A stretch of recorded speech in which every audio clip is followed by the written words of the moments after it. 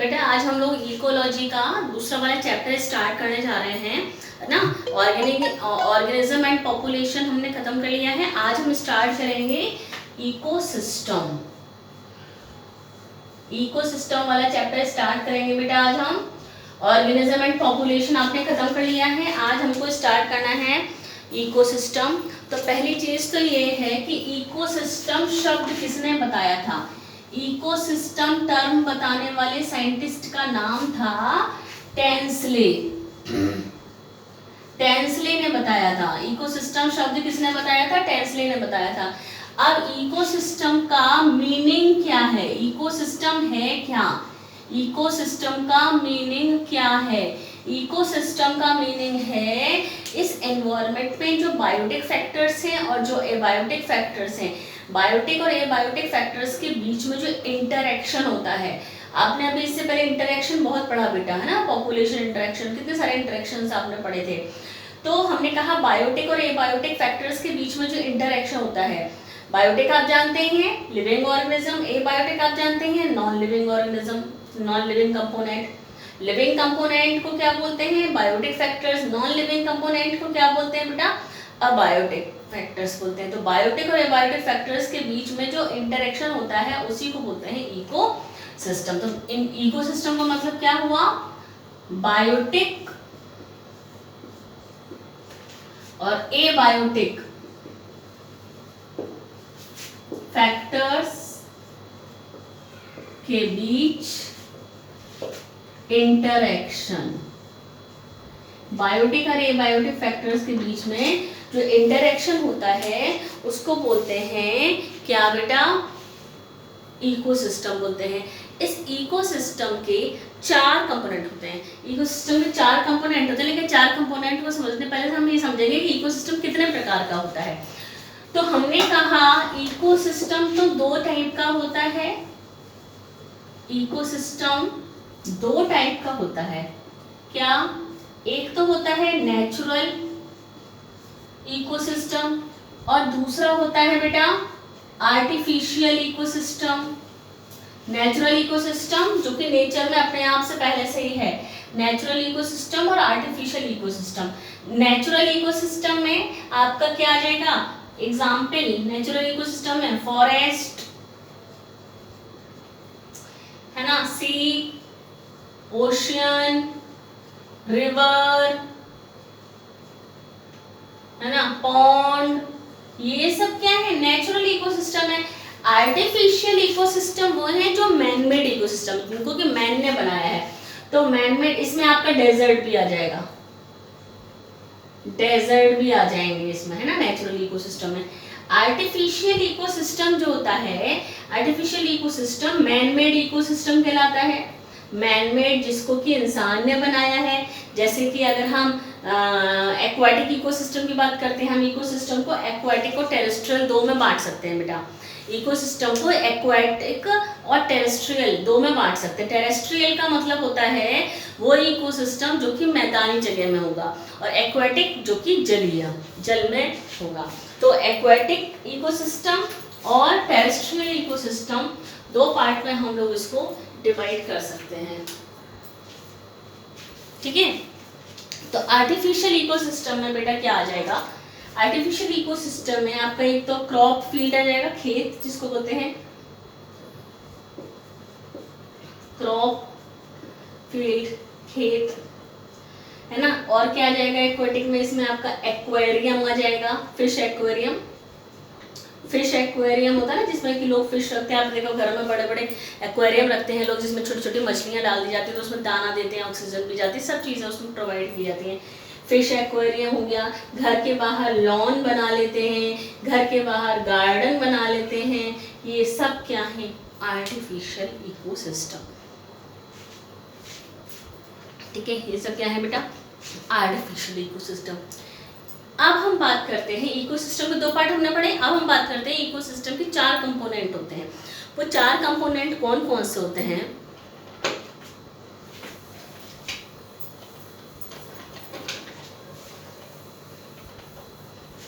अब हम बात करते हैं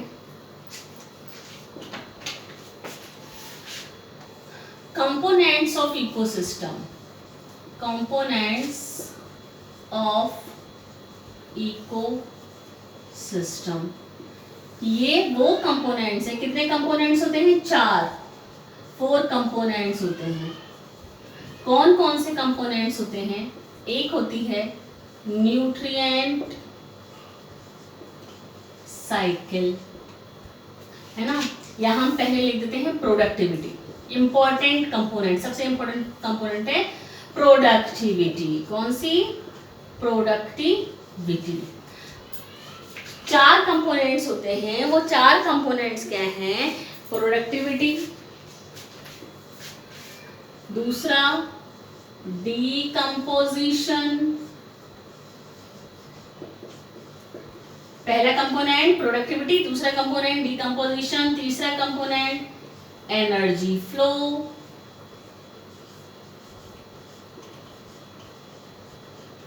ठीक है। पहला कंपोनेंट प्रोडक्टिविटी, दूसरा कंपोनेंट डीकंपोजिशन, तीसरा कंपोनेंट एनर्जी फ्लो और चौथा कंपोनेंट है न्यूट्रिएंट साइकिल। न्यूट्रिएंट साइकिल, ये 4 कंपोनेंट्स होते हैं किसके? इकोसिस्टम के। ये 4 कंपोनेंट्स हैं। इन्हीं 4 कंपोनेंट पर इकोसिस्टम की स्टेबिलिटी डिपेंड करती है। इकोसिस्टम कितना स्थायी होगा, इकोसिस्टम का स्थायित्व यानी स्टेबिलिटी कितनी है, वो इन चारों कंपोनेंट पर डिपेंड करती है। तो आपको ध्यान रखना है कि यही चारों कंपोनेंट पर stability of ecosystem depends. Ecosystem की स्टेबिलिटी इन्हीं 4 कंपोनेंट पर डिपेंड करती है बेटा, ठीक है। इन चारों कंपोनेंट को अब हमको एक एक करके पढ़ना है। यही चारों कंपोनेंट बेटा हम लोग एक एक करके पढ़ेंगे। तो पहला कंपोनेंट हम लोग कौन सा पढ़ेंगे? प्रोडक्टिविटी, ठीक है। तो प्रोडक्टिविटी इंपॉर्टेंट क्वेश्चन है, आता है इसमें से बेटा, एक क्वेश्चन बनता है इसमें से प्रोडक्टिविटी में से। तो हम लोग अभी प्रोडक्टिविटी को समझेंगे। नाम से समझ में आ रहा है कि प्रोडक्टिविटी का मतलब क्या है, ठीक है।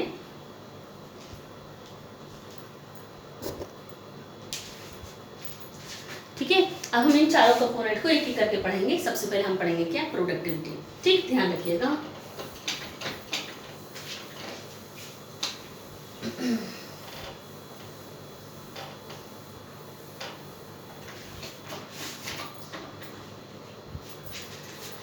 तो हम लोग सबसे पहले पढ़ने जा रहे हैं प्रोडक्टिविटी। नाम से समझ में आ रहा है, प्रोडक्टिविटी का मतलब उत्पादकता। उत्पादकता यानी ऑर्गेनिक मैटर। ऑर्गेनिक मैटर का मतलब बेटा जितने भी लिविंग ऑर्गेनिज्म हैं उन सभी के अंदर ऑर्गेनिक मैटर होता है। आपको पता है ना, कोई भी लिविंग ऑर्गेनिज्म होगा, वो लिविंग ऑर्गेनिज्म जब मरता है तो उसकी बॉडी से क्या निकलता है? ऑर्गेनिक मैटर हम लोग यूज करते हैं, ऑर्गेनिक मैटर। तो प्रोडक्टिविटी क्या है? प्रोडक्टिविटी का मतलब है ऑर्गेनिक मैटर का अमाउंट जो कि प्रत्येक ट्रॉफिक लेवल में बनता है, ठीक है ना। तो productivity means the amount of organic matter produced in all the trophic level। सभी ट्रॉफिक लेवल जानते हैं बेटा आप लोग? ट्रॉफिक लेवल है ना, पहले कभी पढ़ाता होगा आपने ना, पढ़ा तो है ही। ट्रॉफिक लेवल का मतलब कोई भी फूड चेन है, वो फूड चेन में सबसे पहले प्रोड्यूसर्स आते हैं यानी कि प्लांट्स आते हैं, फिर प्रोड्यूसर्स के बाद उन प्लांट्स को खाने वाले हर्बीवोरस एनिमल्स आते हैं, हर्बीवोरस को खाने वाले कार्निवोरस एनिमल्स आते हैं, ठीक है। तो सबसे पहले ऑर्गेनिक मैटर कौन बना रहा है? फर्स्ट ट्रॉफिक लेवल पर प्लांट्स ऑर्गेनिक मैटर बना रहे हैं, और उसके बाद सेकेंड ट्रॉफिक लेवल पर कंज्यूमर। प्लांट को क्या कहेंगे? प्रोड्यूसर भी कहेंगे। प्लांट को क्या कहेंगे? प्रोड्यूसर्स कहेंगे। क्यों कहेंगे प्रोड्यूसर्स? प्रोड्यूसर्स उनको इसलिए कहेंगे क्योंकि वही हैं जो प्लांट्स ही हैं वो जो फूड को बनाते हैं। बाकी तो कंज्यूमर्स होते हैं जो कि बने बनाए खाने को खा रहे हैं, ठीक है। प्राइमरी ट्रॉफिक लेवल यानी फर्स्ट ट्रॉफिक लेवल पर कौन आते हैं? प्रोड्यूसर्स आते हैं। सेकेंड ट्रॉफिक लेवल पर कौन आते हैं? कंज्यूमर्स। तो उसके बाद हम बढ़ते चले जाते हैं। ठीक है, तो सबसे पहले हम बात करेंगे कि ऑर्गेनिक मैटर कौन बना रहा है? प्रोड्यूसर्स बना रहे हैं। तो ये बात अभी हम आगे करेंगे। तो हमने कहा प्रोडक्टिविटी क्या है? प्रोडक्टिविटी का मतलब क्या है? प्रोडक्टिविटी का मतलब है amount of organic matter, amount of organic matter produced by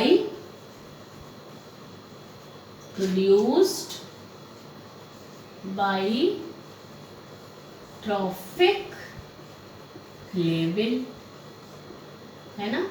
organic matter जितना बन रहा है प्रत्येक ट्रॉफिक लेवल पर, उसको क्या कहा जाता है? प्रत्येक ट्रॉफिक लेवल पर जो भी बन रहा है ऑर्गेनिक मैटर, उसको कहा जाता है क्या? ट्रॉफिक लेवल पर जो भी बन रहा है उसको ऑर्गेनिक मैटर कहा जाता है, प्रोडक्टिविटी कहा जाता है। अब हम लोग बात करते हैं सबसे पहले प्राइमरी प्रोडक्टिविटी। नाम से समझ में आ रहा है बेटा? Primary productivity. प्राइमरी प्रोडक्टिविटी सबसे पहले ऑर्गेनिक मैटर कौन बना रहा है? प्लांट्स बना रहे हैं। यानी प्राइमरी प्रोडक्टिविटी किसको कहेंगे? Amount of organic matter produced by producers. ठीक है बेटा, प्राइमरी प्रोडक्टिविटी क्या है? प्राइमरी प्रोडक्टिविटी का मतलब हुआ amount of organic matter produced by producers. ठीक है, यानी कि ये क्या है? अमाउंट ऑफ ऑर्गेनिक मैटर किसके द्वारा बनाया हुआ? प्रोड्यूस्ड, हिंदी में लिख लीजिए, amount of organic matter produced, ऐसे लिख लीजिए, प्लांट्स के द्वारा बनाया हुआ, प्लांट्स द्वारा बनाया गया।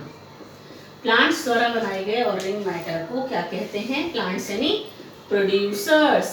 यानी सबसे पहले प्लांट्स जो ऑर्गेनिक मैटर बनाते हैं उसको कहा जाता है प्राइमरी प्रोडक्टिविटी। आपको मालूम है प्लांट्स फूड बनाते हैं तो उस फूड का कुछ पार्ट अपने लिए भी तो रखते हैं प्लांट, क्योंकि फूड से ही एनर्जी मिल रही है उनको, क्योंकि प्लांट्स में भी भाई थोड़ा बहुत तो मूवमेंट होता है, या प्लांट्स को भी तो एनर्जी की जरूरत पड़ती है, एटीपी की जरूरत पड़ती है। आपको मालूम है, आपने रेस्पिरेशन वगैरह पढ़ा है, प्लांट को सबसे ज़्यादा एनर्जी की ज़रूरत कहाँ पड़ती है? रेस्पिरेशन में पड़ती है। प्लांट को सबसे ज़्यादा एनर्जी की ज़रूरत कहाँ पड़ती है? रेस्पिरेशन में पड़ती है। तो प्लांट अपनी एनर्जी को बचा कर रखते हैं थोड़ा सा, प्लांट अपनी एनर्जी को बचा कर रखते हैं थोड़ा सा, किस चीज़ के लिए? रेस्पिरेशन के लिए बचा कर रखते हैं। जबकि जो एनिमल्स होते हैं, एनिमल्स को तो बहुत सारी एक्टिविटीज़ करनी होती है, क्योंकि आपको मालूम है कि एनिमल्स को ज़्यादा एनर्जी की ज़रूरत पड़ती है। एनिमल्स को ज़्यादा एनर्जी की ज़रूरत पड़ती है क्योंकि एनिमल्स को बहुत सारी मस्कुलर एक्टिविटीज़ करनी होती है, लोकोमोशन करना पड़ता है, मूवमेंट करना पड़ता है, रेस्पिरेशन है, डाइजेशन, हर चीज़ में एनर्जी की ज़रूरत एनिमल्स को पड़ती है। तो आप देखिए, सबसे पहले फूड को बनाया प्लांट ने, प्लांट को खाया कंज्यूमर ने। ठीक है, तो प्लांट ने जो फूड बनाया उसमें से थोड़ा सा अपने लिए रख लिया और उसने अपनी एनर्जी को सेव करके रख लिया। ठीक, बाकी जो एनर्जी थी वो सब हर्बीवोरस खा गया, यानी कि कंज्यूमर खा गया। उस कंज्यूमर के अंदर अब प्लांट की एनर्जी लिखी, उस कंज्यूमर को कोई दूसरा खाएगा, मालूम है आपको फूड चेन, तो दूसरा खाएगा तो उसकी एनर्जी तीसरे में चली जाएगी। तो इस तरीके से फूड चेन बढ़ती चली जाती है, यानी एनर्जी का फ्लो होता रहता है। क्या होता रहता है? एनर्जी का फ्लो। तो हमने कहा कि प्राइमरी प्रोडक्टिविटी कहते हैं amount of organic matter produced by producer, producer के द्वारा बनाए गए ऑर्गेनिक मैटर को कहते हैं प्राइमरी प्रोडक्टिविटी। तो सेकेंडरी प्रोडक्टिविटी किसको कहते हैं? कंज्यूमर द्वारा बनाए गए। सेकेंडरी प्रोडक्टिविटी, सेकेंडरी प्रोडक्टिविटी किसको कहते हैं? कंज्यूमर द्वारा बनाए गए ऑर्गेनिक मैटर, कंज्यूमर्स द्वारा बनाए गए ऑर्गेनिक मैटर को कहते हैं सेकेंडरी प्रोडक्टिविटी। कंज्यूमर द्वारा बनाए गए ऑर्गेनिक मैटर को क्या कहते हैं बेटा? सेकेंडरी प्रोडक्टिविटी कहते हैं। ठीक है,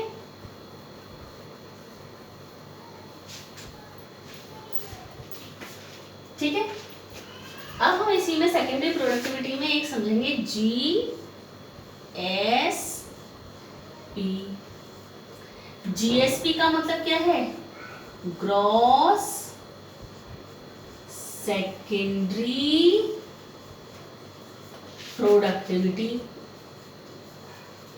ग्रॉस सेकेंडरी प्रोडक्टिविटी, ग्रॉस शब्द जहां पर भी लग जाएगा यानी टोटल की बात हो रही है, तो ग्रॉस सेकेंडरी प्रोडक्टिविटी का मतलब क्या है? जीएसपी का मतलब क्या है?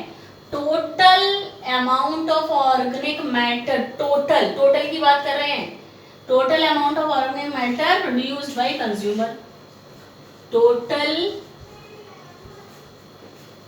अमाउंट ऑफ ऑर्गेनिक मैटर किसके द्वारा बनाया हुआ? कंज्यूमर द्वारा बनाया हुआ।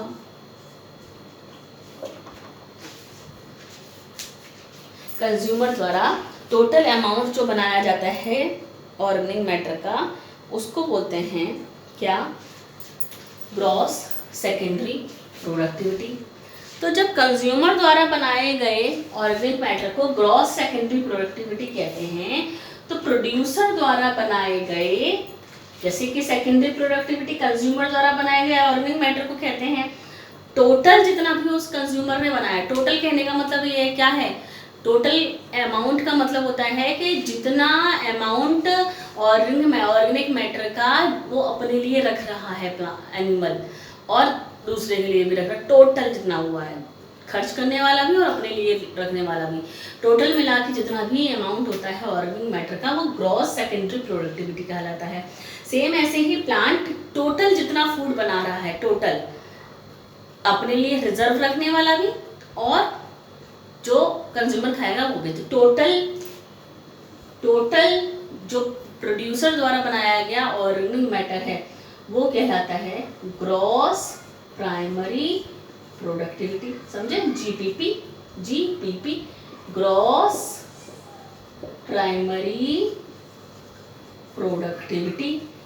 ग्रॉस प्राइमरी प्रोडक्टिविटी यानी total amount of organic matter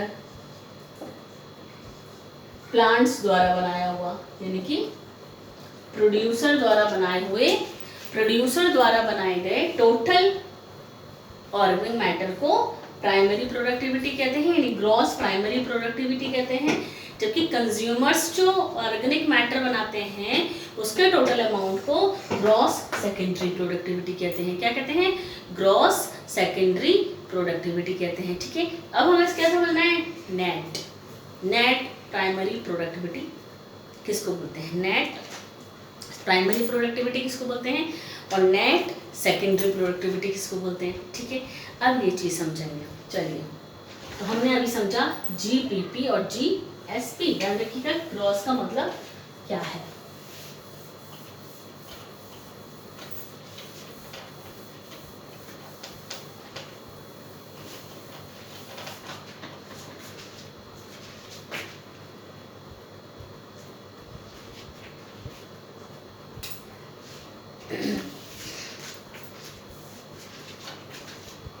अब हमें ये पता है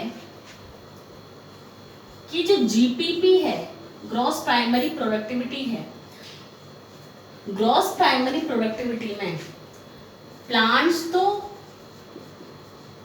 बहुत कम एनर्जी का यूज करते हैं अपने लिए, बहुत कम एनर्जी यूज करते हैं अपने लिए। ज्यादातर प्लांट्स को एनर्जी कहाँ चाहिए होता है? किस चीज के लिए चाहिए होती है? एनर्जी चाहिए होती है प्लांट्स को रेस्पिरेशन के लिए। तो प्लांट्स को तो बहुत कम एनर्जी चाहिए होती, तो प्लांट अपने लिए रेस्पिरेशन के लिए एनर्जी को रख देते संभाल के, बाकी सब कंज्यूमर को दे देते हैं। ठीक है, बात समझे।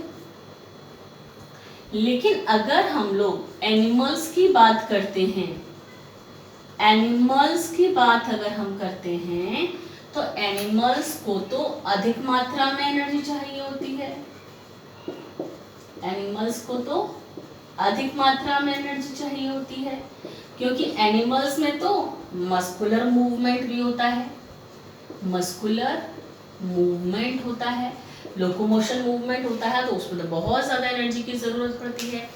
तो हम लोग नेट प्रोडक्टिविटी कहते हैं उसको, क्या कहते हैं बेटा? Net productivity. Net primary productivity और net secondary productivity. Net primary productivity, net secondary productivity. यानी कि नेट प्राइमरी प्रोडक्टिविटी क्या है? नेट प्राइमरी प्रोडक्टिविटी है जितना टोटल अमाउंट ऑर्गेनिक मैटर का प्लांट ने बनाया उसमें से माइनस कर दीजिए जो उसने अपने लिए बचाया। तो टोटल में से अपने लिए निकाल लिया उसने, तो जो बचा वो नेट प्राइमरी प्रोडक्टिविटी कहलाती है। और नेट प्राइमरी प्रोडक्टिविटी ही आगे कंज्यूमर के पास चली जाती है। आपको समझे? नेट प्राइमरी प्रोडक्टिविटी ही आगे कंज्यूमर के पास चली जाती है। जैसे कि हम बात करते हैं किसी भी प्लांट को, एक प्लांट है, उस प्लांट को हिरन ने खाया, उस प्लांट को हिरन ने खाया, तो प्लांट जो है, प्लांट ने जितना ऑर्गेनिक मैटर अपने लिए संभाल के रख लिया था वो तो उसके अंदर ही रेस्पिरेशन में काम आ रहा है। और हिरन ने उस प्लांट को खा लिया, तो हिरन ने उस प्लांट को खाया तो उसका जो ऑर्गेनिक मैटर है उसके पास क्या गया? वो गया जो उसका रिजर्व था, प्लांट ने जो रिजर्व करके रखा हुआ था, अपना स्टोर करके रखा हुआ था। नेट प्राइमरी प्रोडक्टिविटी हिरन के पास चली गई। बात को समझे? नेट प्राइमरी प्रोडक्टिविटी हिरन के पास चली गई। सेम ऐसे ही बेटा, तो हमने कहा नेट प्राइमरी प्रोडक्टिविटी क्या है, यहाँ लिख लेते हैं। नेट प्राइमरी प्रोडक्टिविटी क्या है? नेट प्राइमरी प्रोडक्टिविटी का मतलब है ग्रॉस प्राइमरी प्रोडक्टिविटी, यानी कि टोटल माइनस प्लांट को किस चीज में जरूरत पड़ रही है एनर्जी? रेस्पिरेशन। ये याद रखना। Net primary productivity is equal to GPP minus respiration. Same ऐसे ही नेट सेकेंडरी प्रोडक्टिविटी, या इसको शॉर्ट में कहते हैं NSP. Net secondary productivity is equal to gross secondary productivity minus किस चीज में जरूरत पड़ रही है इसको? लोकोमोशन, रेस्पिरेशन, लोकोमोशन और रेस्पिरेशन, इन सब चीज़ों के लिए, ये एक्टिविटीज़ के लिए इनको जरूरत पड़ रही है। तो नेट में से, मतलब नेट निकालने के लिए आप टोटल में से जितना टोटल कंज्यूमर बना रहा है ऑर्गेनिक मैटर, उसमें से जो वो यूज़ कर रहा है उसको निकाल दीजिए, जो बचेगा वही आगे जाएगा। और आपको मालूम है, आपने पहले भी पढ़ा होगा बेटा, 10% एनर्जी जाती है। एक ऑर्गेनिज्म जब दूसरे ऑर्गेनिज्म को खाता है तो केवल 10% एनर्जी ही आगे के ट्रॉफिक लेवल में जाती है, केवल 10% एनर्जी, बाकी तो कंज्यूम रहती है उसी ऑर्गेनिज्म के अंदर। ठीक है, ये हमने क्या समझा? प्राइमरी प्रोडक्टिविटी समझी, हमने सेकेंडरी प्रोडक्टिविटी समझी, हमने ग्रॉस प्राइमरी प्रोडक्टिविटी समझी, ग्रॉस सेकेंडरी प्रोडक्टिविटी समझी बेटा, और हमने नेट प्राइमरी प्रोडक्टिविटी को समझा और नेट सेकेंडरी प्रोडक्टिविटी को समझा। अभी हमने इकोसिस्टम का पहला कंपोनेंट खत्म किया है, जिसको क्या कहते हैं? प्रोडक्टिविटी। इसमें से क्वेश्चन बनता है बेटा, इसका क्वेश्चन बनता है नेट प्राइमरी प्रोडक्टिविटी या नेट सेकेंडरी प्रोडक्टिविटी, ये क्वेश्चन में पूछा जाता है। ठीक है, देखिए एनसीईआरटी को एक बार देख लेते हैं।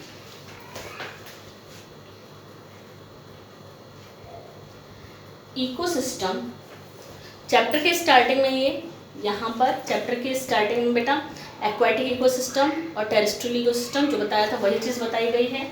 ठीक है, चलिए आगे देखते हैं कि इसमें प्रोडक्टिविटी किसको कहा गया है। देखिए यहाँ पर वही चारों कंपोनेंट्स दिए हुए हैं, पेज नंबर 242 पर चारों कंपोनेंट दिए हुए हैं, productivity, decomposition, energy flow and nutrient cycle. देखिए ये दिया हुआ है प्रोडक्टिविटी, किसको कहते हैं प्रोडक्टिविटी, ये हमने बात की थी और जो फॉर्मूला हमने समझा था, देखिए gross primary productivity minus respiration is equal to net primary productivity. ये लिखा है हमने, नेट प्राइमरी प्रोडक्टिविटी यानी NPP, GPP माइनस रेस्पिरेशन। ठीक है, यही समझे थे बेटा। सेम ऐसे ही सेकेंडरी प्रोडक्टिविटी है। यहाँ पर लास्ट वाले पैराग्राफ को एक बार देख लेते हैं। Primary productivity depends on the plant species inhabiting a particular area. Primary productivity तो बेटा डिपेंड करती है ना कि किस एरिया में प्लांट उग रहा है। प्लांट अगर अच्छी सॉइल में उग रहा है तो ज़्यादा ऑर्गेनिक मैटर प्रोड्यूस करेगा, और अगर अच्छी सॉइल में नहीं उगा है तो कम प्रोडक्टिविटी, क्योंकि जितना बड़ा प्लांट होगा उतना ऑर्गेनिक मैटर ज़्यादा होगा। It also depends on a variety of environmental factors, availability of nutrients and photosynthetic capacity of the plant. Obviously, plant को जिन सारी चीज़ों की ज़रूरत है उन सब पर डिपेंड करेगी ये तो productivity. Therefore, it varies in different types of ecosystem. तो different ecosystem में प्राइमरी प्रोडक्टिविटी अलग हो सकती है। ठीक, The annual net primary productivity of the whole biosphere is approximately 170 billion tons. Dry weight of organic matter. ये digit को हमेशा याद रखिएगा, ये जो एनसीईआरटी के अंदर डिजिट रहती है। इन्होंने कहा एनुअल नेट प्राइमरी प्रोडक्टिविटी पूरे बायोस्फीयर की, बायोस्फीयर सब लोग समझते हैं पूरे बायोम्स को मिलाकर, सारे इकोसिस्टम बायोम्स मिलाकर बायोस्फीयर बनता है। पूरे बायोस्फीयर में टोटल जो प्राइमरी प्रोडक्टिविटी है annual net primary productivity 170 billion tons है dry matter. Of this despite occupying about 70% of the surface, the productivity of the ocean are only 55 billion tons। बात को समझे, पूरे बायोस्फीयर में 170 बिलियन टन्स जो है, 170 बिलियन टन्स ऑर्गेनिक मैटर होता है। जबकि अगर पानी की बात करते हैं, ओशियन की बात करते हैं, समुद्र की बात करते हैं, समुद्र के अंदर जो प्राइमरी प्रोडक्टिविटी है वो 55 बिलियन टन्स है। अंतर है ना बेटा, ठीक है। लैंड पर, ज़मीन पर 170 बिलियन टन है, जबकि पानी में यानी ओशियन में, समुद्र में 55 बिलियन टन है। Discuss the main reason for the low productivity of ocean with your teacher. तो आपको मालूम है कि जो ओशियन होते हैं या पॉन्ड होते हैं, एक्वाटिक इकोसिस्टम्स होते हैं, उन एक्वाटिक इकोसिस्टम्स में क्या होता है कि फाइटोप्लैंक्टन्स होते हैं जो कि बहुत छोटे होते हैं। उनका ऑर्गेनिक मैटर तो ऑब्वियसली ज़्यादा नहीं बनेगा। तो डिपेंड करता है कि किस एनवायरनमेंट में प्लांट ग्रो कर रहा है, उस एनवायरनमेंट के अकॉर्डिंग उस प्लांट का ऑर्गेनिक मैटर, क्योंकि आपको मालूम है ज़्यादा बड़ा पेड़ ज़्यादा ऑर्गेनिक मैटर, पानी के अंदर, ओशन के अंदर तो छोटे छोटे प्लांट्स मिलते हैं बेटा, तो ऑर्गेनिक मैटर कम होगा, तो primary productivity, net annual primary productivity कम होगी। ठीक है, तो हम लोग कल अब पढ़ेंगे, नेक्स्ट लेक्चर में हम लोग पढ़ेंगे क्या बेटा, डिकम्पोजिशन। पहला कंपोनेंट हमने खत्म किया है प्रोडक्टिविटी, याद रखिएगा। ठीक है, नेट प्राइमरी प्रोडक्टिविटी क्या है और नेट सेकेंडरी प्रोडक्टिविटी क्या है। लैंड की, ज़मीन की annual primary productivity 170 billion tons है, जबकि ओशियन की 55 बिलियन टन्स है। ये डिजिट याद रखनी है। ठीक, तो नेक्स्ट लेक्चर में हम लोग अब डिकम्पोजिशन को पढ़ेंगे। ठीक है बेटा।